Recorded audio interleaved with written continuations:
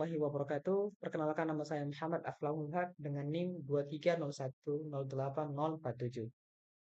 Pada kesempatan kali ini saya akan mempresentasikan hasil proposal yang telah saya buat yang berjudul Pengembangan Teori Fisika Kuantum dari Efek Fotolistrik hingga Mekanika Gelombang dalam mata kuliah Metodologi Penelitian Pendidikan. Langsung saja yang pertama pada latar belakang masalah. Fisika klasik tidak mampu menjelaskan radiasi benda hitam dan efek fotolistrik, sehingga menimbulkan krisis pada akhir abad ke-19. Planck kemudian memperkenalkan konsep kuanta, disusul dengan Einstein yang menjelaskan efek fotolistrik dengan foton, menunjukkan bahwa cahaya bersifat partikel. Sementara itu, eksperimen celah ganda membuktikan sifat gelombang cahaya, sehingga lahir dualisme gelombang partikel. Perkembangan ini dilanjutkan oleh de Broglie, Schrödinger, dan Heisenberg, hingga terbentuklah mekanika kuantum modern yang menjadi dasar berbagai teknologi seperti laser, transistor, dan panel surya. Dalam latar belakang masalah ini, akhirnya muncullah rumusan masalah.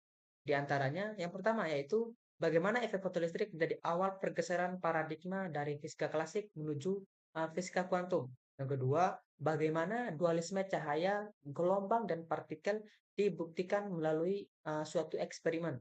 Yang ketiga itu, bagaimana perkembangan teori kuantum dari penjelasan fotolistrik hingga mekanika gelombang. Yang keempat dan terakhir, bagaimana aplikasi perkembangan teori kuantum dalam teknologi modern. Kemudian adapun tujuan dan manfaat dari proposal yang telah saya buat sekarang. Untuk yang pertama tujuan. Tujuan yang pertama yaitu mendeskripsikan peran efek fotolistrik dalam melahirkan teori kuantum. Yang kedua, menganalisis dualisme cahaya melalui bukti eksperimen. Yang ketiga, menjelaskan perkembangan teori kuantum hingga mekanika gelombang. Yang keempat adalah menguraikan aplikasi teori kuantum dalam kehidupan modern. Kemudian manfaat yang pertama, manfaat teoritis.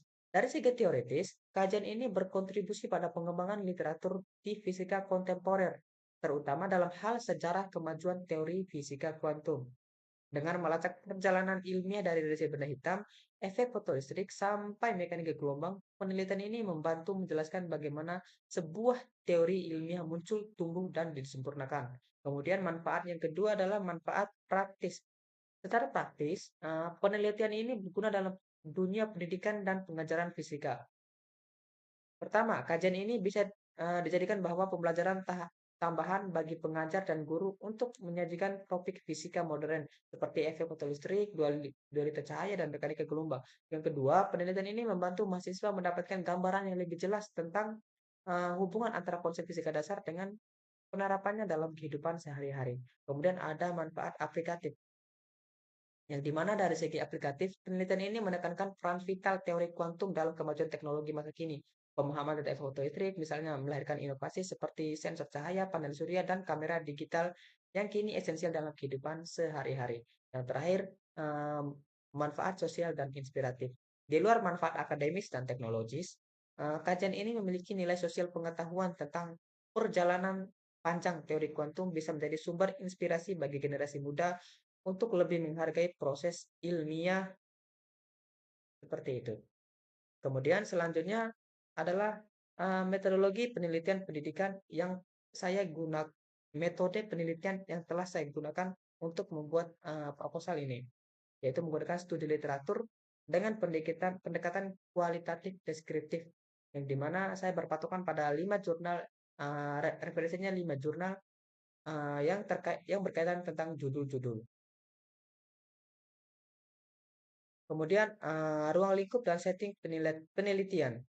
Ya, pertama, ruang lingkup pertama itu menggunakan aspek historis, yang dimana aspek historis adalah yang melacak bagaimana keterbatasan teori klasik dalam menjelaskan fenomena radiasi benda hitam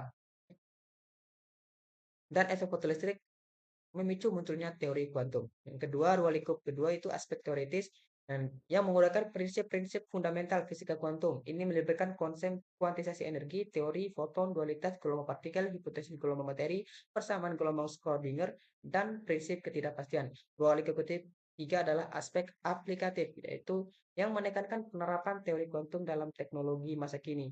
Efek fotoelektrik diterapkan dalam sensor cahaya, kamera digital, dan panel surya.